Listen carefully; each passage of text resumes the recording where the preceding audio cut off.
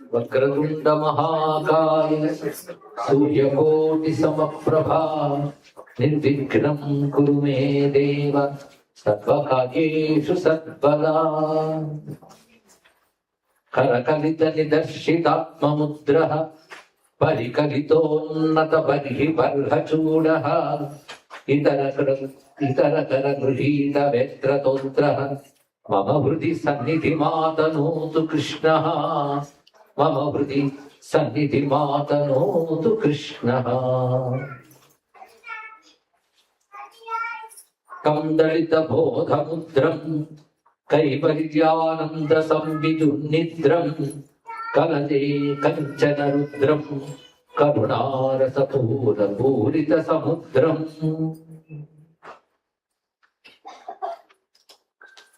గురవే సర్వలోకానాం విషయే భవరోగిణాం నిధయే సర్వవిద్యానాం దక్షిణామూర్తయే నమః. వసుదేవసుతం దేవం కంసచాణూరమర్దనం దేవకీ పరమానందం కృష్ణం వందే జగద్గురుం. వ్యాసాయ విష్ణురూపాయ వ్యాసరూపాయ విష్ణవే నమో వై బ్రహ్మనిధయే వాసిష్ఠాయ నమో నమః. శృతిస్మృతిపురాణానామాలయం కరుణాలయం నమామి భగవత్పాదశంకరం లోకశంకరం. శివాది శ్రీ గురుభ్యో నమః. నమో మహద్భ్యో ఋషిభ్యో గురుభ్యో నమః.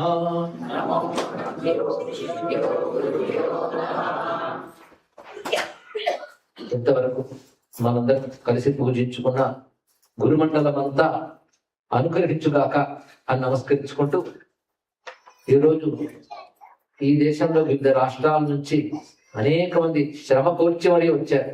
దూరం ఆ కాలం వ్యవధి ఉన్నప్పటికీ కూడాను అలాగా అర్ధరాత్రి అపరాత్రి దిగి పొద్దునకాని ఇక్కడికి వచ్చినటువంటి సౌహృదులు కూడా ఉన్నారు. అంతా చూస్తూ ఉంటే వారికి ఉన్నటువంటి గురుభావం శ్రద్ధాభావం మనసును అర్థం చేస్తున్నాయి కూడా. అయితే ఇక్కడ అందరూ గురుభావంతో వచ్చిన వారు ఉన్నారు, కానీ అందరి మీద ఆత్మీయ భావం ఉంది నాకు. ఎందుకంటే గురుభావం వారు ఏర్పరచుకున్నది, వారి శ్రేయస్సు కోరుకుని వారు బాగుపడాలని ఒక తపన మాత్రం ఉంది, కానీ గురుత్వం అనే శబ్దం భరించగలిగే శక్తి నాకు లేదని అనుకుంటున్నా. అయినప్పటికీ ఇక్కడ మీరు చేసినటువంటి భావం సద్భావం ఏదుందో అది గురుమండలాన్ని పెడుతుంది. అయితే గురువు అని మీరు భావించడానికి కారణం ఏమిటి అని ఆలోచిస్తే, మన సనాతన ధర్మం చెప్పినటువంటి ధర్మము, భక్తి, జ్ఞానం ఈ మూడింటి గురించి చెప్పడమే కొన్ని దశాబ్దాలుగా నేను చేస్తున్న పని. దానితో ఈ భావం ఈ పలుకు వస్తుంది. అంటే ఎవరైనా ఒక విద్య నేర్చుకుంటే మనం ఎవరి నుంచి నేర్చుకున్నామో వారి గురువు అంటాం.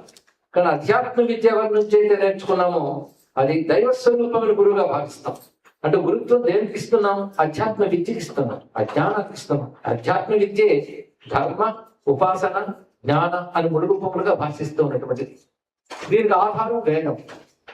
దాని ప్రమాణంగా తీసుకుని విస్తరించి చెప్పేటువంటి పురాణాలు, ఇతిహాసాలు, ధర్మశాస్త్రాలు, మంత్రశాస్త్రాలు ఇవన్నీ మనవి. వాటిల్లో ఉన్న విషయాలు ఎవరు చెప్తున్నారో వాటిని మనం గురువుగా భావించడం లోకంలో చూస్తాం. ఇందులో విభిన్న సంప్రదాయాలు ఉంటాయి. యోగపరంగా కొందరు, మంత్రపరంగా మరికొంతమంది, యజ్ఞయాగాది క్రతువుల పరంగా మరికొంతమంది, విచారణ రూపంలో ఇంకొంతమంది వారు పరబ్రహ్మతత్వాన్ని తెలుసుకోవడానికి వారి ప్రయత్నం వారు చేస్తూ ఉంటారు. దీన్ని సాధన అంటారు. ఆ మార్గంలో ఒక మార్గ నిర్దేశకుడు ఉండాలి. ఎన్ని గ్రంథాల్లో ఉన్నప్పటికీ, చరిత్రలో ఉన్నప్పటికీ ఇది అని చెప్పి చూపించారు నిర్దేశకుడు ఉండాలి. ఆ నిర్దేశకత్వం వహించిన వారిని గురువుగా భావిస్తారు. ఎవరి సంప్రదాయంలో వారు ఆ నిర్దేశకుని గురువుగా భావించడం మనం చూస్తూ ఉంటాం. అలా ఇప్పుడు గురుత్వం ఎవరిది అంటే మునిపే చెప్పినట్లు ధర్మానిది, జ్ఞానానిది. అయితే ఆ స్వరూపం మనకు ఎవరు చెప్పారు అంటే వేదం అన్నాం, కానీ వేదంలో ఎవరు చెప్పారు? ఋషులు చెప్పారు. కనుక మన గురువులు ఎవరంటే ఋషులే మన గురువులు. అందుకే నమో మహద్భ్యో ఋషిభ్యో గురుభ్యో నమః అనడానికి కారణం ఇది పెద్ద మంత్రం అంటే. ఋషులే మన గురువులు. ఋషులంటే ఋషయో మంత్రద్రష్టారః అని చెప్పినట్లుగా దర్శనాత్ ఋషి, వాళ్ళ తపశ్శక్తి చేత జ్ఞానాన్ని తెలుసుకుని మనకి ఇచ్చారు. ఋషివాక్యాన్ని శిరస వహించేటప్పుడు విశ్వాస ప్రమాణంతోనే మనం చేయాలి. దీనివల్ల మనం తరిస్తాం అని చేయడమే, అంతేగాని కుతర్కాలు అక్కడ పనిచేయి. ఎందుకంటే భౌతిక విషయాలకైతే కుతర్కాలు పనిచేస్తాయి. నీళ్ళు ఎలా వేడుకుతాయి, ఎలా చల్లారుతాయి, ఈ మాటల మీద మాట్లాడుతుంది భౌతిక విషయాలు. కానీ అజిత్యాఖర్వే బహవాహ నతాం తర్కేణ యోజయేత్ అంటారు మహానుభావులు విద్యాకృష్ణరావు గారు. ఏవైతే ఊహాతీతం ఇంద్రియాతీతమైన విషయాలు ఉంటాయో వాటిని తర్కంతో తెలుసుకునే ప్రయత్నం చేయకూడదు. అది కాబట్టి శ్రద్ధతో సాధనతో, శ్రద్ధ సాధన, సాధన తర్వాత శ్రద్ధ కాదు, శ్రద్ధ లేదు సాధన లేదు. అలాంటి శ్రద్ధా సాధనతో వెళ్ళవలసిన మార్గం మనకి బోధింపబడాలి. అది శాస్త్ర ప్రమాణంగా బోధించాలి. అలా శాస్త్ర ప్రమాణంతో బోధించామని మనం గురువుగా భావించాలి. ఇది మన పరంపర. ఆ పరంపర ప్రకారంగానే ఇవాళ ఇక్కడ అందరూ సమావేశం గురు పూజ చేసుకున్నాం. ఏ విధంగా జరిగిందో ముందు ఉపోద్ఘాతం నుంచి చేయడం జరిగింది కనుక ప్రతి వారు తెలుసుకుంటారు. అసలు గురు పూజ అంటే ఏమిటి అని శాస్త్రాన్ని చెప్తుంది. ఈ పూర్ణిమకి వ్యాస పూర్ణిమ అని పేరు ఉన్నది. ఇది మర్చిపోరాదు. గురు పూర్ణిమ అంటే వ్యాస పూర్ణిమ మాత్రమే గురు పూర్ణిమ. ఇది సంప్రదాయంలో ఉన్నటువంటి విషయం. అది గురు శబ్దం పుట్టిందే వేదం ప్రకారం అయినప్పుడు దాన్ని అనుసరించే చేయాలి. అంటే వ్యాస అంటే ఎవరు? వ్యాసుడు భగవంతుడికి వ్యాసుడు అని పేరు. ఎవరు విస్తరించి జ్ఞానాన్ని ఇస్తున్నాడో వాడి వ్యాసుడు. అందుకే వ్యాసనామం మనకి వ్యాస అని విష్ణు సహస్రనామాలు చదువుకుంటున్నాం. గురువు అంటేనే వ్యాసుడు. ఒక జ్ఞానాన్ని మన కోసం చక్కగా విస్తరించి ఒక పద్ధతిగా అందించేవాడు వ్యాసుడు అవుతాడు కదా. కానీ గురువు అనేది వ్యాసుడు అవుతాడు. అందుకే ఈ పని చేసే వారికి వ్యాస అనేది, ఇంద్ర అనేది ఒక పదం ఎలా ఉందో వ్యాస అనేది ఒక పదం ఉంది. ఒక్కొక్క మన్వంతరంలో ఒక్కొక్క మహర్షి నారాయణ అనుగ్రహం చేత నారాయణ దివ్యశక్తిని పొంది ఈ వ్యాసం అనే పని పెట్టుకుంటాడు. అతడు సృష్టి ఆది నుంచి ఉన్నటువంటి ఋషులందరికీ అతడు ప్రాతినిధ్యం వహిస్తాడు. కనుక వ్యాసుని నమస్కరించామంటే అర్థం ఆది గురువైన భగవంతుడు మొదలుకొని మనకి ద్వాపర యుగాంతం వరకు వచ్చిన అన్ని ఋషుల పరంపర కలిపి వేద వ్యాసులు అవుతాయి. ప్రతి మన్వంతరంలో ఇది తెలుసుకోవాల్సింది. కానీ వ్యాస పూజ అంటే మనం ఆది దైవమైన ఆది గురువైన భగవంతుడు మొదలుకొని వ్యాసుల వరకు వచ్చిన అందరు ఋషుల్ని పూజించడమే వ్యాస పూజ. ఇప్పుడు అది మనం చేసుకున్నాం. ఇక్కడ ఎంత చక్కటి పరంపర అంటే ఆ మాటలు వింటూ ఉంటేనే మనకి ఆనందం కలిగింది. సనక సనందనాథులు స్మరించుకున్నాం. అదేవిధంగా బ్రహ్మ విద్య ఎవరెవరి వల్ల వచ్చిందో నిధాగుడు, రుభుడు మొదలైనటువంటి వారు బ్రహ్మ విద్యా ప్రవర్తకులు. అందులో నమో బ్రహ్మాదిభ్యో బ్రహ్మ విద్యా సంప్రదాయకర్తృత్వం. బ్రహ్మ విద్య అంటే వేదాంత విద్య ఒక అర్థం. బ్రహ్మం అంటే వేదము కూడా. కనుక వేద విద్య వేదాంత విద్య ఈ రెండు చాలా ప్రధానమైనటువంటిది. అయితే ఇప్పుడు ఏంటంటే కలికాలంలో మనం చూస్తున్నది హై జంపులు ఎక్కువైపోయాయి. హఠాత్తుగా వేదాంతం, హఠాత్తుగా కొండల్ని పైకి వచ్చి అది ఇవి ఎక్కువైపోయాయి. కానీ ఆచారం ధర్మం ఇవి పోయి పాటించవలసిన స్వధర్మాలు చాలా దెబ్బతింటున్నాయి. ఎవరి ధర్మం వారు ఎవరు పాటించాలని వదిలిపెట్టి ఏదో మిరాకిల్స్ సాధించాలి, ఏవో అద్భుతాలు సాధించాలి అని అక్కడ ఇక్కడ తిరగడాలు వీటితో వెళ్ళిపోతాను. పూర్వం మనం పరిశీలిస్తే ఇలాంటివి ఎక్కువ తాపత్రయాలు కనబడవు. ఇప్పుడున్నంత ఉపాసనలు, కొండల్ని కబుర్లు ఎందుకంటే నిజంగా కొండలు సిద్ధులు కబుర్లే ఇవి ఎక్కువ వెళ్ళిపోతున్నాయి తప్ప ధర్మపాలన అనేది చాలా తగ్గిపోతుంది. సత్యం, అహింస ఇలాంటివి పాటించడం కానీ తన స్వధర్మ పాలన కానీ వెళ్ళిపోతుంది. తన స్వధర్మ పాలన చాలా అవసరం. దాంతో భక్తి అవసరం. భక్తితో మీరు ఉపాసన చేస్తారో నామస్మరణ చేస్తారో. ఉపాసన మాత్రం ఎన్ని చేస్తామంటే బహుబాహుళ్యం. శంకరుడు సూత్ర భాషలో చెప్తారు ఉపాసనలు కూడా బహు అయిపోతే విక్షేపం ఏర్పడుతుంది, సిద్ధి పొందడం కష్టం అని కూడా చెప్పారు. కానీ ఆ తాపత్రయాలు చాలా మందికి ఎక్కువగా ఉన్నాయి. ఇప్పుడు అదే మోక్షకారిణి అనేటువంటి స్థితిలో ఉన్నారు. కానీ అన్నన్ని ఉపాసనలు లేకుండా కేవలం ఒక భగవన్నామం పట్టుకుని ప్రేమతో నారాయణ ముక్తి పొందిపోయిన వాళ్ళేనా అంటే ఆ మార్గం కాదని నిలిచించడం కాదు. కానీ ఇవన్నీ పరిత్యజించడం వెళ్ళకూడదు. అదే భక్తి ధర్మము చాలా ప్రధానం. అందుకే ధర్మాధనాధ్యక్ష అన్న అమ్మవారిని భక్తి ప్రియ, భక్తి గమ్య అన్నాం, ధ్యానగమ్య, జ్ఞానగమ్య ఇలాంటి మాటలే మనం చెప్తున్న అంతర్ముఖ సమారాధ్య. ఈ శబ్దములు చేస్తే చూస్తూ ఉంటే భగవతత్వం ఎవరికి లభిస్తుందంటే ఈ మార్గంలో ఉన్నటువంటి వారికి. అది ఎప్పటికప్పుడు మనం తెలుసుకుంటూ వెళుతూ ఉండవలసింది.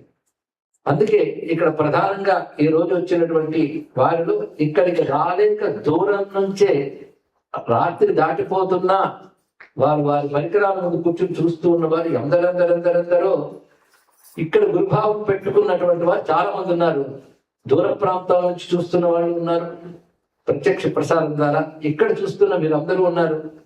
మీ అందరిలో ఉన్న పరమాత్మక నమస్కారం. మీ అందరిలో పెట్టుకున్న ఈ గురుభావం అన్నది ఇటు ఆ గురుభావం మిమ్మల్ని రక్షించుగాక అని ప్రార్థన చేస్తూ, మనం గురువు అనగానే మొదటి నుంచి కృష్ణందరి వ్యాసునితో మనకు సమన్వయింపబడితే ఆ వ్యాసం నుంచి మన దాకా వచ్చినటువంటి పరంపర అంతా మన గురువు ఎంత సమన్వయింపబడుతుంది. అదే వ్యాసుడు ఏం చెప్పాడో దాన్ని చెప్పేవాడే గురువు అవుతాడు. ఆ సంప్రదాయం ప్రకారంగా మనం ఇప్పుడు మొత్తం ఆరాధన చేసుకోవడం జరిగింది. అసలు వ్యాస పూర్ణిమ ఎలా వచ్చింది, గురు పూర్ణిమ అంటే ఏమిటో కూడా తెలుసుకోవాలి కదా. ఇప్పుడు గురు పూర్ణిమ కానీ పెద్ద పండగ. మా ఉద్దేశం మా చిన్నతనంలో గురు పూర్ణిమ ఇంత హడావిడిగా ఉండేది కాదు. ఎక్కడ పెడితే గురు పూర్ణిమ మన సంప్రదాయంలో లేనివి కూడా తీసుకొచ్చేసి దాన్ని పండగలాగా చేయడం జరుగుతుంది. విజయదశమిని అలాగే కబ్జా చేయడం జరిగింది.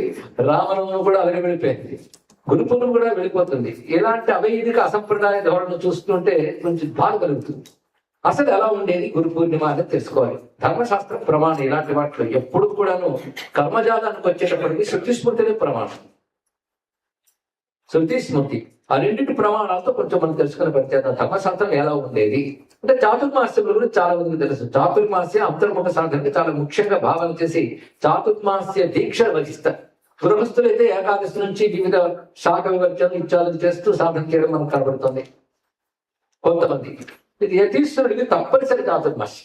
గృహస్థుకి ఐచ్ఛికం, చేసేవాడే చేసేవాడు, లేకపోతే లేదు. కొంతమందికి వాళ్ళ ఓపిక బట్టి వాళ్ళ యొక్క సమయం బట్టి చేస్తారు. కానీ యతీశ్వరుడు తప్పకుండా చేయాలి. సన్యాసాశ్రమం స్వీకరించిన వాడు ఈ పూర్ణిమ నాటి నుంచి 4 నెలలు ఒకే చోట ఉంటాడు. అటు ఇటుకి సంచారం చేయడు. మరి సన్యాసి పరివ్రాట్ సంచరిస్తాడు కనుక అన్ని చోట్ల ఒకసారి కూర్చోవడానికి అవ్వదు. ఆయన ఒకే చోట ఎక్కువసార్లు కూర్చోవడం అవ్వదు. అందుకే ఆయన చాతుర్మాస దీక్ష వహిస్తారు సన్యాసం. ఆ దీక్ష వహించినప్పుడు వారు ఏదో గ్రామమో ఏదో తీసుకుని దీక్ష స్వీకార దినం నాడు చేసేది వ్యాస పూజ. వాళ్ళు ఏ పద్ధతిలో చేస్తారో చెయ్యాలని ధర్మశాస్త్రం చెప్పిందో ఆ పద్ధతిని మనం ఇప్పుడు చేసుకున్నాం. మొత్తం వాళ్ళు ఏ విధంగా చేస్తారు, అయితే వాళ్ళు ఏ ప్రాంతానికి వచ్చి దానికోసం కూర్చున్నారో ఆ ప్రాంతం వారందరూ వచ్చి వారిని శరణు వేడి వారు చేసే వాటికి తగ్గ ఏర్పాట్లు చేయాలి. ఎందుకంటే అటువంటి బ్రహ్మాభ్యాసపరుడు, బ్రహ్మవేత్త కావచ్చు, బ్రహ్మాభ్యాసపరుడు కావచ్చు.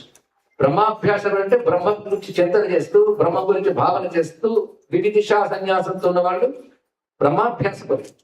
బ్రహ్మవేత్తలు ఉంటారు వాళ్ళు, సిద్ధులు. వాళ్ళు విద్వత్ సన్యాసం ఉంటారు. వాళ్ళు మొత్తానికి ఎలాంటి వాడైనా సరే ఒక మహానుభావుడికి జ్ఞాని మన వద్దకు వచ్చాడని తెలుసుకుని ఆ ప్రాంతం వాళ్ళందరూ ఆయన వద్దకు వాళ్ళ దగ్గరికి వెళ్తారు. వాళ్ళ సమక్షంలో నీకు పూజ చేస్తాడు బ్రహ్మవేత్త.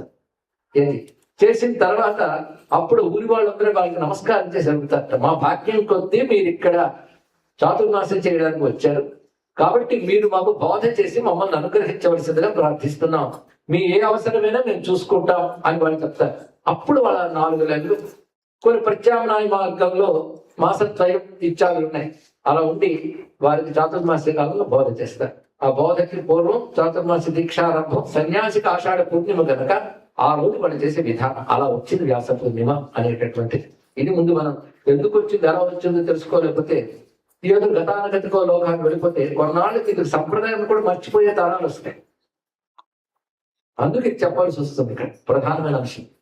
ఆఖరి కొన్నాళ్ళకి పోతే మన రాముడు, కృష్ణుడు, శివుడు, వెంకటేశ్వరుడు, సరస్వతి అన్నీ పోయి మొత్తం హిందూ మతం అంటే వారానికి ఒక గురువారం ఉన్నాడు అదేదో పుస్తకం చదివేసి అక్కడికి వెళ్తే సరిపోతుంది అనేటువంటి దురదృష్ట స్థితికి ఉన్నాం.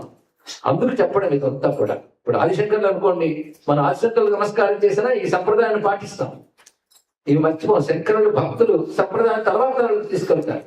అది కాదు అవేదిక ధారణలో ఆ సమయంలోనే సర్వం మటుమాయించేస్తాం. అందుకోసం మనం చెప్పుకోవాల్సింది అందరి గురు పూర్ణిమ నాడు ప్రత్యేకంగా ప్రతి వారు స్పష్టంగా తెలుసుకోవాల్సిన అవసరం ఇది. గురు పూర్ణిమ ఎలా వచ్చింది, గురు పూర్ణిమ సంప్రదాయం ఏమిటి అది చూపించాం ఇక్కడ. అయితే ఇక్కడ ఎవరు సన్యాసులు లేవు, కానీ మనందరం కలిసి అంటే చేసినవాడు సన్యాసి కాదు, చేసిన అర్చకులు సన్యాసులు కాదు, వింటున్న వారు ఎవరు కూడా సన్యాసులు కాదు.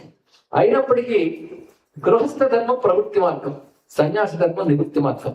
ప్రవృత్తి ధర్మానికే నివృత్తి ధర్మానికైనా ప్రమాణం వేదమే.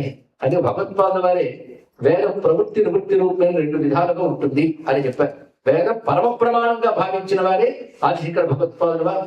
ఆయన శ్రీ విద్యాది ఉపాసనా మార్గములను సృష్టిపరిచిన వేద విరుద్ధమైన తంత్ర పద్ధతులను తీసేశారు. వేద సమ్మతమైనవే ఆయన తీసుకున్నారు. అందుకే శ్రీ విద్య కూడా మనకి బ్రహ్మ విద్యలో అంగమై ఉపాసనగా చెప్పబడుతున్నది. అందుకే వ్యవహారంలో మన ధర్మం పాటిస్తూ ఈశ్వరానుగ్రహం కోసం ఉపాసన చేస్తూ మన స్వస్వరూపం తెలుసుకోవడం కోసం బ్రహ్మ విద్యనే. ఆ విచారణ చేస్తూ ఉండాలి. ఇది మొత్తం మన యొక్క సంస్కృతి సార్. మరొకసారి చెప్పుకున్న ధర్మాలను ఆచరిస్తూ ఈశ్వరుని ఆశ్రయిస్తూ ఉపాసన మార్గంలో అటు తర్వాత మనం చేయవలసింది స్వస్వరూప జ్ఞానం కోసం పరిగెత్తాం. అది విచారణ మార్గంలో జరుగుతుంది. ఈ మూడు కలిసి ఉండాలి. ఒక దాని తర్వాత ఒకటి కాకుండా ఒక దానితో ఒకటి ఉండడం చాలా అవసరం. ఇలాంటి పద్ధతి మనం తెలుసుకోవడం కోసం ఇక్కడ ఉన్నాం. అయితే గురువుగా నన్ను భావించే వాళ్ళని చాలా మంది నేను చూస్తున్నాను కదా, ఎంతో మంది ఉన్నారు. అది ఒక్కొక్కప్పుడు అనిపిస్తుంది, ఆ శిష్యుని పరిశీలిస్తుంటే, అంటే నేను శిష్య శబ్దం వాడను కానీ వాళ్ళు గురు శబ్దం వాడతారు కానీ చెప్తాను. నా పట్ల గురుభావం కలిగిన వారిని నేను పరిశీలిస్తుంటే ఒక్కొక్కసారి కొందరు ఔన్నత్యం, వారి యొక్క నిష్ఠ, వారి సత్ప్రవర్తన, వారి సంలక్షణం చూస్తుంటే కళ్ళు చెమ్మగిలుతాయి. చెప్పచ్చో లేదు కానీ మనసా వారి పాదాల మీద నమస్కారం చేసుకుంటారు.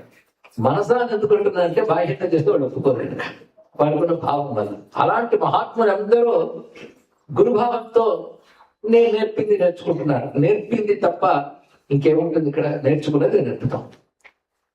అయితే చాలా కాలం క్రితం ఒక విషయం, ఇక్కడైతే ఉన్న వాళ్ళు కేవలం నా పట్ల గురుభావం ఉన్నటువంటి అత్యంత ఆత్మీయులు కనుక ఒక విధంగా ఐకాంతికమైనటువంటి మాటలే ఇక్కడ అనుకోవచ్చు. ఇవన్నీ కూడా అంటే దీనిలో మళ్ళీ మొక్కలు కట్ చేసి దేవుని పెట్టి దాని నుంచి చెరువు పనులు చేసి వక్రీకరణ చేసేవారు ఇక్కడ ఉండరు అనుకుంటున్నారు. ఇది చాలా అది ముఖ్యమైనది అవుతుంది ఈ లోపల. ఎందుకంటే చుట్టూ ఉన్న తీసేసి మధ్యలో ఒక వాక్యం తీసుకుంటే అసహ్యంగా ఉంటుంది. చాలా కాలం క్రితం, సుమారు 30 ఏళ్ల క్రితం అనుకుంటారు, ఏదో సాధన నా కోసమే చేసుకుంటూ చదువుకున్న వాటిని నేనే ఆనందిస్తూ, అంటే రామాయణం, పురాణం, భాగవతం, భారతం ఇత్యాదులు ఉపనిషత్తులు ఏవైనా సరే గురువులు అంటే పెద్దల దగ్గర నేర్చుకుని అవి అధ్యయనం చేసుకుంటూ ఉపాసన మార్గం కూడా వ్యక్తిగా ఈ జీవుడు ధరించడం కోసం ఎంచుకుని చేస్తూ ఉన్నటువంటి దశలో అప్పట్లో నాకు అత్యంత ఆత్మీయ సిరివెల్ల సీతారామ శాస్త్రి గారు హైదరాబాద్ లో దాదాపు 80-90 ఏళ్ల మధ్యలో ఉన్న వృద్ధులు పంపించారండి. ఆయన ఏంటంటే జ్యోతిష్యం చెప్తారు. అప్పుడు కుతూహలం ఉండడం సహజమేగా. అందుకు వెళ్ళి అంటే నిలదొక్కుకోవాలి, ఎక్కడైనా జీవితం ముందుకు వెళ్ళాలంటే ఏం చేయాలి, ఇవి ఇంటి గురించే కదా. కానీ ఆయన నేనంటే ఏంటో తెలియదు, నేనేం చేస్తున్నాను కూడా తెలియదు. అప్పుడు గేయ రచన ఉన్నప్పటికీ ఆ విషయాలు ఆయన తెలియదు, ఆయనకి లౌకికం పట్టదు. ఆయన వద్దకు వెళితే ఆయన భక్తులుగానే నన్ను చూసి చేయి తీసుకు మాట్లాడినాను, నువ్వు ఇప్పుడున్న చోట ఉండవు, నువ్వు గురువు అవుతావు, ఒక చోట నిలకడగా ఉండవు, ఇక్కడ అక్కడ దేశాలు తిరుగుతూ ఉంటావు, కానీ ఇది నీ మార్గం కాదు. నేను చాలా నవ్వుకున్నా, ఎందుకంటే ఆలోచన నాకు లేదు. పైగా గురువు పోయి ఈ గ్రంథాలు చెప్పేవాడు అలా తిరుగుతాడు కూడా నేను అనుకోలేదు. ఎందుకంటే ఎక్కడో గుళ్ళో కూర్చొని చెప్పడం, ఆ తర్వాత హాస్పిటల్ అందరి దగ్గర తిప్పడం, ఇదే మాకు చిన్నప్పటి నుంచి మేము చూస్తాం. వీడు ఇలా ఎలా తిరుగుతాడు అనుకుని నేను అది నవ్వుగా తీసేసుకున్నాను. కానీ ఆశ్చర్యం ఏంటంటే తర్వాత మహానుభావుడు ఎక్కడున్నాడు కానీ అది నిజమైంది. దీన్ని బట్టి ఎందుకు చెప్తున్నానంటే గురువుగా ఉండడం అనేది రాసి పెట్టింది లక్ష్యం తప్ప అవాల లక్ష్యం కోసం దానికోసం తాపత్రయపడింది కాదు. అయితే మన పని మనం చేసుకుంటున్నాం. ఇలాంటి ఆసక్తి ఉన్న వాళ్ళకి చెప్పడం జరుగుతుందండి. ఇక్కడ అంతా 2 రకాలుగా ఉంటాయి. అనుసరించి ప్రశంసించే వాళ్ళు ఉంటారు, పక్క నుంచి అభిశంసన చేసే వాళ్ళు కూడా ఉంటుంటారు. దేని లక్షణం దాని పని మంది. ఇలాగా సాగుతున్న విషయంలో మళ్ళీ గురుభావంతో చేరిన వాళ్ళలో 3 భాగాలు చేయాలి. వింటున్న ప్రవచనాలు, రాస్తున్న గ్రంథాలు, వాటిలో ఏమి చెప్పారో దాన్ని అమాయకంగా విని జీవితంలో అమలుపరుచుకుంటూ అందులో చెప్పిన శ్లోకాలు, ఇవి మనం చేస్తే మంచిది అనే విషయం చెప్పిన అంశం ఏవైతే చెప్పామో వాటిని మంత్రాలుగా చేసుకుంటూ ఈ చెప్పినందుకు ఈ వ్యక్తిని గురువుగా భావిస్తూ అనుష్ఠిస్తున్న వాళ్ళు, అందులో గొప్ప స్థాయికి చేరిన వాళ్ళని కూడా నేను చూపించాను. మనం అనుకుంటే సామాన్యులది, కానీ వాళ్ళు అందులో చెప్పినది అంత శ్రద్ధగా తీసుకుని వాళ్ళు వాటిని ఫలితాలు అనుభవిస్తున్నారు. వాళ్ళు కొన్ని అనుభవాలు చెప్తుంటే, దివ్య అనుభవాలు, యోగశాస్త్ర సమ్మతమైన అనుభవాలు వాళ్ళ దగ్గర కనబట్టాయి. వాళ్ళందరూ పెద్ద విద్యార్థులు కూడా కాదు, ఉన్నదంతా చెప్పిన మాట మీద నమ్మకం. అది ఫలించిందా అంటే శాస్త్రం చెప్పిందే చెప్పాను. మనం తోచి తయారు చేసిన మంత్రాలు చెప్పలేదు. పైగా ప్రజాబాహుళ్యంలోకి ఏది చెప్పాలి, వ్యక్తిగతంగా ఉన్నటువంటి వాళ్ళకి ఏం చెప్పాలని కూడా శాస్త్రం చెప్తుంది కనుక ఎంతవరకు అసంప్రదాయం ఏది ఈ నోట రాలేదని మాత్రం సంతృప్తిగా చెప్తారు. ఎందుకంటే బీజాక్షాలు ఈ రోజుల్లో మాధ్యమాల్లో కూడా బయటకు వచ్చేసి అతి గోప్యమైన మహావిద్యను కూడాను బహిర్గతం చేస్తూ, అంటే అక్కడ తెలుసో చూసారా అనిపించుకోవడం కోసం. దానివల్ల జరగబోయే ప్రమాదాలు అంటే మతశాస్త్రం చెప్తోంది. అయినప్పటికీ కూడా ఒక సాహసం ఉంది. ఇలాంటి సాహసాలు చేసే సంప్రదాయం కాదు. ఆ కారణం చేతనే ఎంతవరకు గోప్యం చేయాలి, ఎంతవరకు చెప్పాలి ఇచ్చారు. అలాగే మంత్రం ఇవ్వడం కూడా సమూహాల్లో ఇవ్వడం, న్యాసాలు లేకుండా ఇవ్వడం, ఇలాంటి సంప్రదాయం కాకుండా ఒక పద్ధతిగా ఇవ్వడం. దానివల్ల కొందరు కోపాలకు గురవడం కూడా జరిగింది. ఏమైనప్పటికీ సంప్రదాయం పాటిస్తూ సంప్రదాయం చెప్పడమే పద్ధతిగా పెడుతూ ఉన్న కారణంగా జరుగుతున్న అంశం ఒకటి, ఇలా విని అందులో విని పాటించేవాడు ఒక వర్గం. రెండవది, సమీపానికి వచ్చి ఏదైనా మంత్రం ఇస్తారా అడిగిన ఒక వర్గం. వాళ్ళు ఎలా సంతృప్తి పడతారంటే ఏది ఇచ్చారో దాంతో తృప్తి పడతారు. ఇది రెండవ వర్గం. మూడవ వర్గం అంటే గురువు ఇచ్చిందే మంత్రం అనుకుని గురువుని ఆశ్రయించే వాళ్ళు అయితే, మంత్రం కోసం గురువుని ఆశ్రయించే వాళ్ళు కూడా ఉంటారు. వాళ్ళు మూడవ వర్గం. ఈ మూడు వర్గాలు సహృదయులు ఉన్నారు. మూడు వర్గాల్లోనూ ఆత్మీయులే. వాళ్ళందరూ అఖండమైన శ్రద్ధాభావం కలిగినటువంటి వారే. వారందరికీ ఈ సమయంలో ప్రత్యేకమైన గురుమండల యొక్క ఆశీర్వచనాలు చెప్తున్నాం. పైగా ఇంకొకటి, ఎవరైతే ఇలా అడుగుతారో వాళ్ళు మళ్ళీ నిర్మోహమాటంగా వచ్చి తర్వాత అడగడంలో ఏమీ తప్పే లేదు. కానీ ఇవ్వడం అనేటప్పటికల్లా కొన్ని పరిమితులు, కొన్ని భయాలు. వాళ్ళు అననుకోలేదు కాదు, దానికి ఇచ్చే పరిస్థితి ఇప్పుడు ఉందా లేదా అనేది ఆలోచన తప్ప అనర్హత అనేటువంటిది కాదు ఇక్కడ. అది కూడా గమనించవలసింది. ఇక ఈ రోజు ఏం మాట్లాడినా అమ్మవారే మాట్లాడిస్తారని నిశ్చయిత కూర్చున్నాను కనుక ఈ మూడో వర్గం వారి గురించి నేను చెప్పదలుచుకున్నాను. మొదటి రెండు వర్గం ఎప్పుడు ఉంటారు, ఎప్పుడు ఉండాలి, అందులో సందేహం లేదు. మూడో వర్గం వారి గురించి నేను కొంచెం చెప్తున్నాను. వారి ఇక్కడ వచ్చిన వాళ్ళలో కొద్దిమంది ఉండొచ్చు, చూస్తున్న వాళ్ళు చాలా మంది ఉండొచ్చు. ప్రతి వారికి ఫోన్ చేసి చెప్పేటువంటి అవకాశం నాకు లేదు కనుక మూడో వర్గం, ముఖ్యంగా శ్రీ విద్యా సంప్రదాయం ఏదైతే ఉందో దానిని ఇక్కడి నుంచి స్వీకరించిన వారి కోసం చిన్న మనవి చేసుకుంటున్నాను. దీనివల్ల అన్యతగా భావించవద్దు. ఇందులో ఎంతవరకు తీసుకురావాలి? శ్రీ విద్య అనేది ఒక అనంతం, ఒక మహాసముద్రం, ఒక మహాపర్వత శ్రేణి. పర్వత శ్రేణి అంటే అనేక శిఖరాలు. ఒక శిఖరం మనకు కనబడుతూ ఉంటుంది. ఆ శిఖరం వరకు ఎక్కిన తర్వాత అమ్మయ్య అయిపోయింది అనుకుంటాం. అది ఎక్కిన తర్వాత వరకు శిఖరాలు కనబడుతుంటాయి. అప్పుడు ఇంకా ఎక్కాలనిపిస్తుంది. అంటే ఒక అసంతృప్తి ఏర్పడి ఇంకా పైన ఇంకా పైన అలా వెళుతూ ఉంటే ఈ జన్మంతా సరిపోదు, మళ్ళీ జన్మ కూడా ఎత్తవలసి వస్తుంది. అంత ఉంది శ్రీ విద్య, మహాసముద్రం. శ్రీ విద్యార్ణవం, శ్రీ విద్యా రత్నాకరం అని గ్రంథాలు రాస్తారు. నేను ఒక ఉపాసన సంప్రదాయం గురించి చెప్తున్నాను. ప్రతిదీ అపారం, అనంతం. వాటికి ప్రధాన మంత్రాలు ఉంటాయి, అంగ మంత్రాలు ఉంటాయి, ప్రాథమిక మంత్రాలు ఉంటాయి, అనంతర మంత్రాలు ఉంటాయి. ఇలా చాలా చాలా ఉంటూ ఉంటాయి. అయితే కొంతమంది ఏంటంటే ఎంతో తీసుకువెళ్ళగలిగిన గురువు తీసుకెళ్ళారు, అదే మాకు చాలా తృప్తి పడేవారు కొంతమంది. అడిగి మళ్ళీ కూడా వెళ్ళవచ్చు, అడగకూడదు లేదు, ఎప్పుడు అడగాలి. అంతే, మాటకు భయపడి ఆగిపోవడం ఎక్కలేదు, అడగాలి. అయితే ఇక్కడ మాత్రం ఎంత మేరకు ఇవ్వగలమో అంత మేరకే ఇవ్వగలం. ఇంకా ఆ మేరత అయిపోయిందా అంటే లేదు, ఇంకా ఉండవచ్చు. కానీ ఈ మేర దాటి తీసుకెళ్ళగలిగే శక్తి మాత్రం ఇక్కడ లేదు అని ఇక్కడ మనవ చేసుకోవడం జరిగింది. కానీ ఇంకా పైకి వెళ్ళి ఇంకా సాధన చేయాలని శ్రద్ధ ఉన్న వాళ్ళు ఉంటారు, వాళ్ళకి అన్యాయం చేయకూడదు. అందుకే వాళ్ళకి ఏం చెప్తున్నది ఏంటంటే, ఇప్పుడు ఏ మేర వరకు నేను చేయగలుగుతున్నానో మా గురువులు నాకు ఇచ్చారో దాంతో నేను తృప్తి పడ్డాను, సంతోషంగా ఉన్నాను, నాకు చాలు, ఏదో సాధించాల్సిందే లేదు. ఇంకా పైన ఉన్నా ఇంకా పైకి వెళ్ళాలని తాపత్రయం లేదు. అందుకే ఇంకా పైకి వెళ్ళాలని తగతగా ఉన్న వారికి నా విన్నపం ఏమిటి అంటే, శ్రీ విద్యోపాసకులు చాలా మంది మహనీయులు ఉన్నారు, వారిని ఆశ్రయించవచ్చు అని నేను ఇక్కడ చెప్పడం జరుగుతుంది. అలా ఆశ్రయిస్తే గురుత్యాగం అవుతుందా అంటే అవ్వదు. అది కూడా గురుత్యాగం అవుతుంది. ఎందుకంటే కళాశాలలో మనం ఒక ప్రొఫెసర్ దగ్గర చదువుకుంటాం, తర్వాత యూనివర్సిటీకి వెళ్ళి పిహెచ్డీ ఇంకో ప్రొఫెసర్ దగ్గర చేస్తాం. అంటే మొదటి మనం వదిలేసేప్పుడు కాదు, దాని కొనసాగింది ఇక్కడ. అని అలాంటి శంక ఉన్నవారు శంక విడిచి అటువంటి వైపు వెళ్ళవచ్చు అని ఈ రోజు గురు పూర్ణిమ సందర్భంగా విన్నవించుకుంటున్నాను. ఇది తెలుసుకుని వారు మళ్ళీ ఇక్కడ ఆశించవలసిన అవసరం లేదు.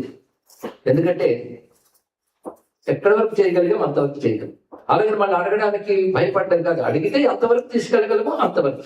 ఎందుకంటే పూర్ణ దీక్షలు, తర్వాత రకరకాల అంగమంత్రాలు, ఉపాసనలు, హోమాలు, దాని తర్వాత ఇవన్నీ చేసేటటువంటి స్థితి కానీ సమయం కానీ ఈ రెండు భగవంతుడి జీవుడికి ఇవ్వలేదు. అది ప్రధానం. కొంతమంది ఇదే పని మీద చేస్తున్న వాళ్ళు మాత్రం ఉన్నారు. వాళ్ళ శిష్యుని సేకరించడం, వాళ్ళ చేత పురస్చరణలు చేయించడం, హోమాలు చేయించడం, వాళ్ళ అంగమంత్రాలు ఇవన్నీ ఉంటూ ఉంటాయి. అలాంటి చేసేవాళ్ళు చాలా మంది ఉన్నారు, ఇదే పని మీద పనిచేస్తున్నవారు. అలాంటి వారి నిరభ్యంతరంగా ఆశ్రయించవచ్చు, ఇందులో సందేహం లేదు అని నేను వారికి ముందు విన్నవించుకుంటున్నాను. దీన్ని మళ్ళీ అత్యంత భావించవద్దు. ఇది త్యాగం కింద, గురి త్యాగం, మంత్ర త్యాగం కిందకి రాదు. ఇది మాత్రం 3వ వర్గం వరకే నేను చెప్తున్నాను. మొదటి 2 వర్గాలతో ఏ పూచి లేదు. వారి ప్రవచనాలు వింటూ ఉంటారు. పైగా ఆ పైకి వెళ్ళిన వాళ్ళకు కూడా మనకు విన్నపం ఏంటంటే, ఈ ప్రవచనాలు మళ్ళీ వింటూ దాని సాధనా మార్గంలో కావలసినటువంటి మెలకులు అని నేర్చుకోవచ్చు. ఎందుకంటే కొంతమంది అన్ని సంప్రదాయాల్లో ఉపాసన చేసిన వాళ్ళకు కూడా లలిత విద్య మొదలైన ప్రవచనాలు విన్నప్పుడు వాటి శ్రద్ధగా విని, మేము మంత్రం పుచ్చుకుని అక్కడికి చేస్తున్నాం కానీ దాని స్వరూపం ఇక్కడ తెలుసుకోవడం జరిగిందని వచ్చిన వాళ్ళు ఉన్నారు. తప్పేం లేదు. ఎందుకంటే ఒక సంగీతంలో ఒక నైపుణ్యం పొందిన విద్యార్థి కూడా తన గురువు దగ్గర నేర్చుకోవడమే కాకుండా ఇంకా అనేక సంగీత కోవిదుల నుంచి మెలకువలు నేర్చుకుంటూ తమను తాము వృద్ధి చేసుకుంటారు కదా. అందుకే ఎప్పుడు ఒక్క గురువుతో అన్ని సాధింపబడవు. అలా ఆచరించడం కూడా తప్పేం లేదు. కానీ ఈ గురువే సరస్సును ఆశ్రయించిన వాళ్ళు ఉంటారే, వాళ్ళు ఆ గురించి తీసుకుంటే వాళ్ళు తృప్తి పడగలరు, వాళ్ళు అనుకున్న పరమార్థం సాధించగలరు. కానీ జీవలక్షణాలు ఉంటాయి కొందరికి, ఇంకా చెయ్యాలి, ఇంకా చెయ్యాలి, ఇంకా చెయ్యాలి. ఆ తపన ఉన్న వారికే నేను చెప్పడం జరుగుతుంది, ఇంకా చెయ్యాలి. ఎందుకంటే వాళ్ళకి ఇక్కడ అసంతృప్తి వస్తుంది, అనుకున్నది ఏదో జరగట్లేదే, ఇక్కడ అల్లవాళ్ళు ఇంకా చేస్తున్నారే, ఇల్లు వీళ్ళల్లో హోమాలు చేశారే, అల్లవాడికి ఏదో బయట నుంచి కనబడుతుంది, నాకేం కనిపించట్లేదు అంటే ఇదేం సరైనది కాదేమో, నాకు ఇది కొండలు లేచిందో లేదో నాకు తెలియదు, అక్కడైతే లేచినట్లు తెలుస్తున్నాయి, ఇవేది లేదు. ముఖ్యంగా మిరాకిల్స్ ఇంకేవో అవన్నీ ఈ దుకాణాలు దొరకవు. ఇక్కడ కేవలం అమాయకంగా మాకు పెద్దలు చెప్పింది పాటిస్తూ, మా పెద్దలు చెప్పిన తర్వాత ఇంకా పైన ఉందని అనలేదు, వాళ్ళు పైన వెళ్ళారు. అందుకే ఉన్నవాడితో తృప్తి పడుతూ అది తప్పకుండా ముక్తిని ఇక్కడే ప్రసాదిస్తోంది అన్న భావనతో ఉన్నటువంటి స్థితి. ఎందుకంటే జీవితం ఒక మలుపు తిరుగుతున్న దశలో ఉన్నాను కనుక ఈ మాట చెప్పవలసి వస్తుంది, మరొకటి కాదు. అంటే వీలైనంత బహిర్ముఖం తగ్గించుకుని అంతర్ముఖం వెళ్ళాలని జీవుడుకున్న తపన కూడా ఈ నిర్ణయానికి లేదు. మరొకటి, ఆ ఉపాసనా సంప్రదాయంలో ఒక్కొక్కరిని చేర్చుకుంటూ పెంచుతూ ఉంటే వాళ్ళ పట్ల గమనించుకోవాల్సిన బాధ్యత ఉంటుంది.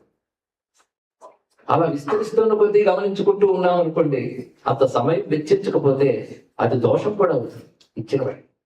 కనుక ఆ విధంగా వారి క్షేమం కోసం, నా క్షేమం కోసం కూడా ఈ నిర్ణయం తీసుకునడం ఈ రోజు గురు పూర్ణిమ సందర్భంగా ప్రకటిస్తున్నాను.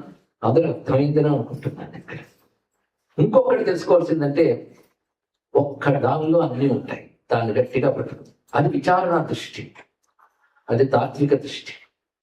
అందుకే ఎప్పుడు చెప్తూ ఉంటాం సాత్విక సాధన, తాత్విక చింతన.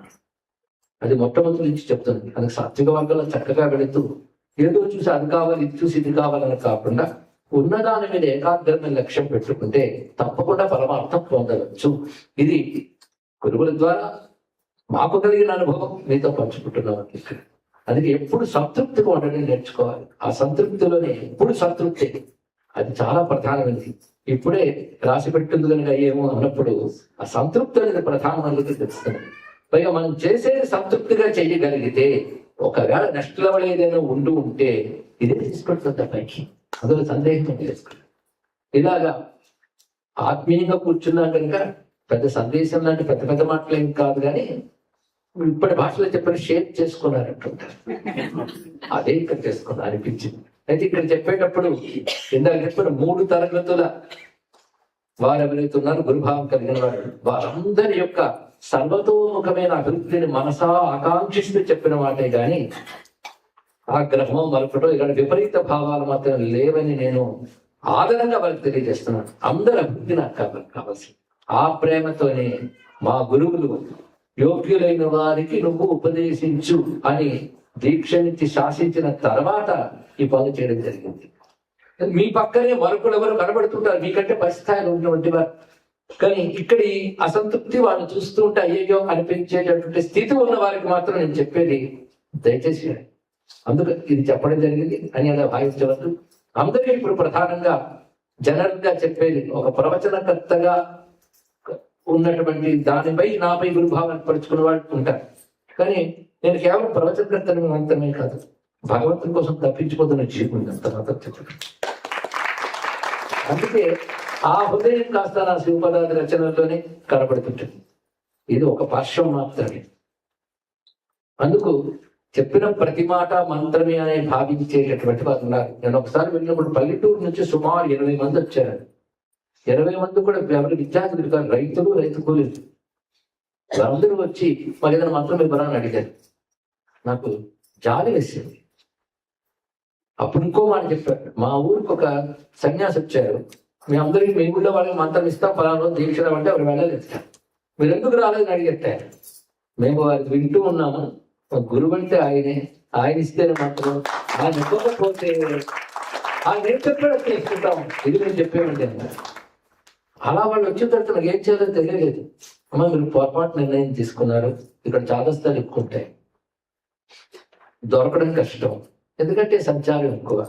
ఇంకొకటి గురుత్వం పెంచుకుని వెళ్తూ ఉంటే అప్పటికి బాగున్నట్టు కనబడుతుంది, కానీ వాళ్ళ ఒక బాధ్యత ఉంటుంది గురువుకి, అది సక్రమంగా నిర్వహించలేకపోతే అలా గమనించుకుని నిర్వహించగలిగే సమయం ఉందా నీకు, శక్తి ఉందా నీకు అని ప్రశ్నించుకోవాలి.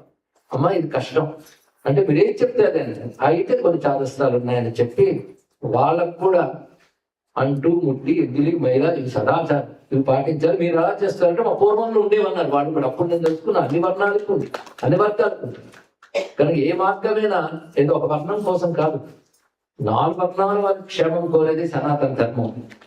అందుకే సనాతన ధర్మం చెప్పేవారు 4 వర్ణాల క్షేమం కోరి వాళ్ళకేమి కోరాలి. వాళ్ళు ఒక్కొక్కరి జీవన విధానం, ఒక్కొక్కరి సంస్కారం ఒక్కొక్కలాగా ఉంటాయి.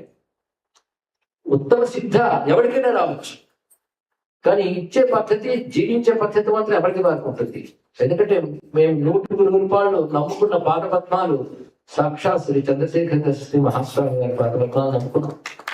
కార్తీక స్వామి వారిని ఆరాధిస్తుంటాము కనుక వారి ఏ సంప్రదాయ మార్గం పరంపరగా వచ్చి చెప్పారో దాన్ని మేము అతిక్రమించాం. అందుకు ఆ పద్ధతిలో చెప్పి వాళ్ళ యొక్క నిష్ఠ చూస్తే వాళ్ళకి ఏ మంత్రం ఇవ్వాలో, ఏది ఇస్తే వాళ్ళు బాగుపడతారో అది ఇవ్వడం జరిగింది.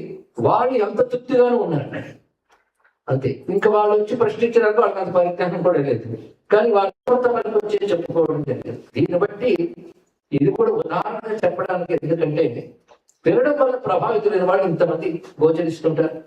అందుకేనేమో ఆ వినడం అక్కడ కాకుండా ఈ దేశానికి కూడా పంపించారు. చాలా మంది ఎందుకు ఇక్కడికి వచ్చారో తెలుసుకోవాలి. ఇవన్నీ మనసు కొత్త ఊర్లను కూర్చి ప్రవచనం చెప్పుకునే టట్టు కూడా చేయొచ్చు, కానీ ఆ దేశంలో కూడా తీరికలను తిరగడం ఎందుకు, ఈ దేశం ఎందుకు రావడం అంటే ప్రవచనం ఈ రోజుల్లో మాధ్యమంలో చెప్తే ఎక్కడికైనా వెళ్తుంది, కానీ అది శబ్దం పెడుతుంది, శక్తి రథం.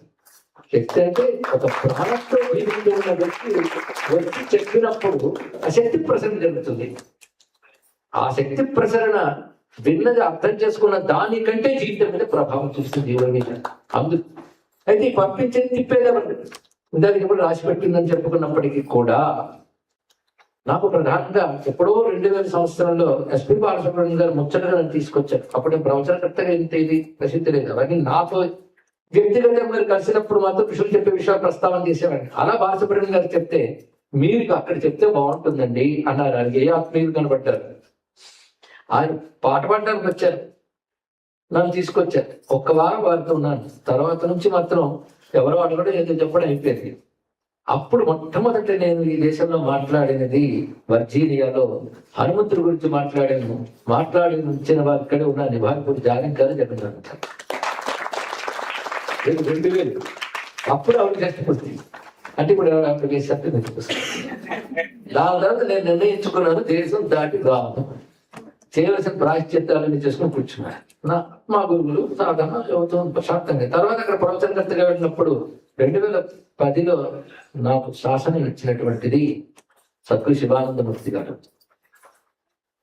ఆయన స్పష్టంగా చెప్పారు, నీ ఉపన్యాసమే నీకు ఉపాసన, వెళ్ళాలి, వెళ్ళి తీరాలి, గురుబాధ్యతో బయలుదేరాలి. మొత్తం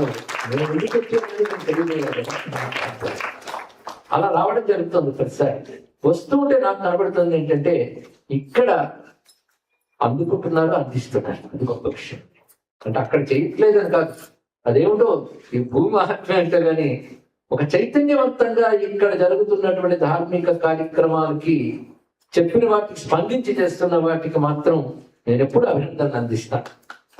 ఉదాహరణకి చెప్పిన ప్రవచనాలలోంచి తీసుకుని ఇప్పటి తరానికి అనుగుణంగా ఒక కరికులం తయారు చేసి ధృవజ్ఞానం పేరుతో ప్రపంచ వ్యాప్తంగా ఎందరో విద్యార్థుల్ని, యువతరాన్ని మన సనాతన ధర్మం వైపు తిప్పి వాళ్ళకి అవగాహన కలిగిస్తుంటే ఏ చోటుకెళ్ళినా ధృవజ్ఞాన విద్యార్థులు యోగ్యతా పత్రాలు ఉండాలని చెప్తూ ఉంటే అది ఎక్కడ జరుగుతుంది?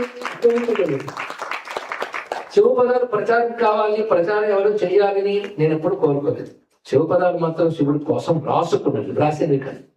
రాసినవి రాసుకున్నవి తేడా ఉంటుంది. రాసినవి అంటే లోకం కోసం, రాసుకున్నవి అంటే మన కోసం, ఆయన అనుగ్రహం కోసం రాసుకున్నవి. అలాంటివి ఎవరైనా పాడితే వినాలి, నా సరదా కోసమే రికార్డింగ్ చేయించుకున్నాను. అది తీసుకుని వ్యాప్తి చేసిన వాళ్ళు ఆ దేశాలు ఈ దేశాలు ఉన్న ఇక్కడ ఒక బాధ్యత వహించి గుండ్లపల్లి వాణి గారు దాని గ్లోబల్ స్థాయిలో నాట్యం సంగీతం చేస్తున్నారు. అది జరుగుతుంది ఇక్కడ నుంచి.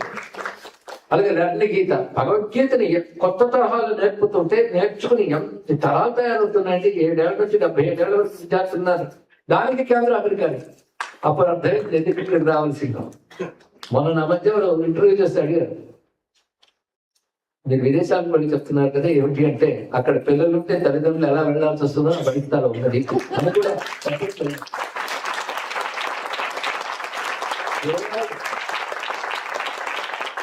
ఆత్మీయ ఆధారభావం వల్లనే అక్కడ అమలాపురం ఎలా వెళ్తుందో అమెరికా అనేది వస్తుంది. మనం దేశం కాదు.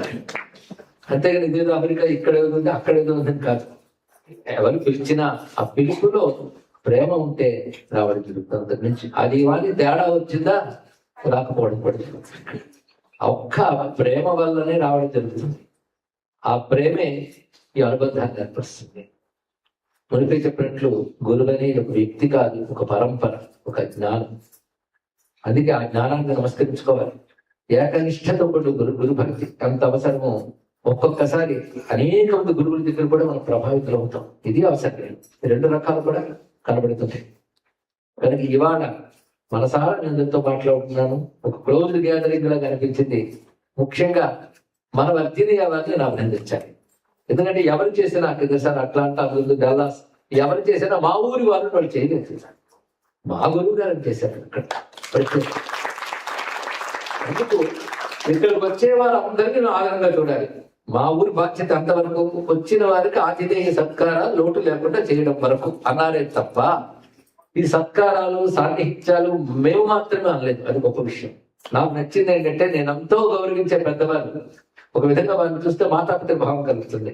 అలాంటి పెద్దవారి చేత సన్మానం పేరుతో నాకు ఆశీర్వచనం ఇప్పించాను. ఒక్కొక్కరిని పిలిచి అందులో ఒక్కరు ఈ ఊరు వారు, మిగిలిన వాళ్ళు ఈ ఊరి వారు కాదు, మిగిలిన ఊరి నుంచి వచ్చిన వాళ్ళు కూడా వాళ్ళు పికప్ చేసుకుని వాళ్ళు చేయడం మీద మనందరం ఒకటనే భావం చూపించారు. వర్జీనియా, ఈ వర్జీనియా కేంద్రం కూడా కేంద్రంగా కూడా చాలా జరుగుతున్నాయండి. అది కూడా ఆనందించదగ్గ అంశం. ఇక్కడ ఎన్నో మంచి పనులు చేస్తున్నారు. ఇక్కడి నుంచి కూడా ఇలాంటి చక్కటి చోట ఇంతమంది మీరందరూ రావడం వివిధ ప్రాంతాల నుంచి ఆనందంగా ఉంది. ఇవి ఇలాంటి జరిగినప్పుడు ఏంటంటే ఇది సన్మాన కార్యక్రమం కాదు, మనం అందరం కలిసి చేసుకున్న గురి పూజా కార్యక్రమం. ఈ సమయంలో ఖచ్చితంగా చెప్తున్నాను, ఇంతమంది ప్రపంచ పరంపర ఏ గురువులు ఉన్నారో వారందరి అనుగ్రహం, గురుభావం కలిగిన ప్రతి వారి కుటుంబాలన్నిటికీ లభించాలి. తరతరాలకి వారు బాగుండాలి. నేను కోరుకునేది మాత్రం అందరి ఆయురారోగ్య సౌభాగ్య ఐశ్వర్యాలతో క్షేమంగా భయరహితంగా ప్రతి వారు జీవించాలి. ధార్మిక స్పృహ, భగవద్భక్తి ఎలాగో ఉన్నాయి, లేకుంటే ఇక్కడ దాకా వస్తారా? అవి ఉన్నాయి, వాటిని నేను అభినందిస్తున్నాను. ఈ 2 ఇంకా పురోగతి తీసుకువెళ్ళాలి, ఇంకా ఉన్నత స్థితికి తీసుకువెళ్ళాలి. మీరందరూ అనుకున్నవి సాధించాలి.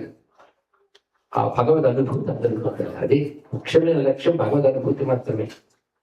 అలాంటి సహృదయులైన మీ అందరికీ, మీలో ఉన్న పరమాత్మకి కూడా ఆ పరమాత్మకి నమస్కరిస్తూ, మీపై మీరందరూ నాపై చూపించిన గురుభావం వల్ల మీ అందరికీ శివాశిష్యులు లభించాలని కోరుకుంటూ స్వస్తి.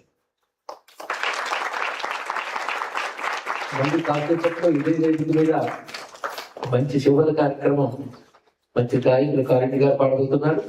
తర్వాత గొప్ప గురువుపదేశం కనబడుతున్నాము.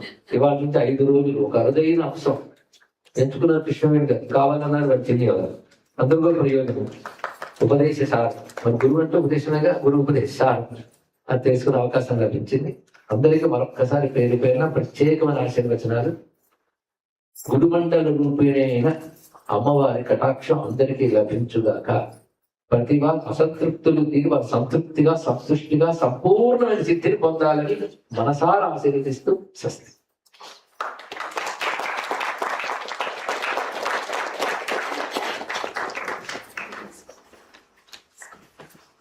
ఈ మధ్య ఒక సాహస కార్యక్రమం చేశాను. ఇప్పటి వరకు 2017 నుంచి 2025 వరకు ఈ గురు పూర్ణిమలు చాలా చోట్ల జరిగాయి. అవన్నీ రికార్డింగ్.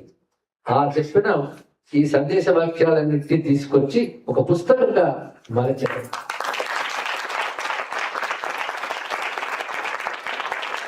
అది అతి త్వరలో మనం మాధ్యమం ద్వారా చూస్తాం. ఇవాళ ఆవిష్కరణ మాత్రమే మనం చూస్తూ ఉన్నాం.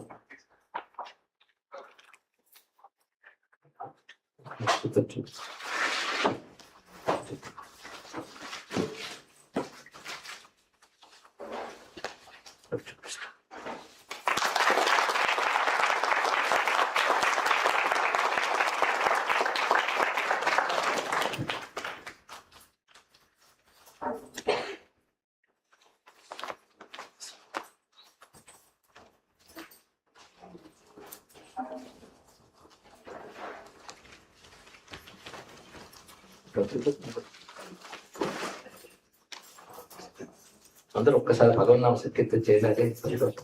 నారాయణ వాసుదేవ విష్ణు శ్రీకృష్ణ అచ్యుతానంద గోవింద మాం పాహి. నారాయణ వాసుదేవ విష్ణు శ్రీకృష్ణ అచ్యుతానంద గోవింద మాం పాహి. నారాయణ వాసుదేవ విష్ణు శ్రీకృష్ణ అచ్యుతానంద గోవింద మాం పాహి. నమో మహద్భ్యో ఋషిభ్యో గురుభ్యో నమః.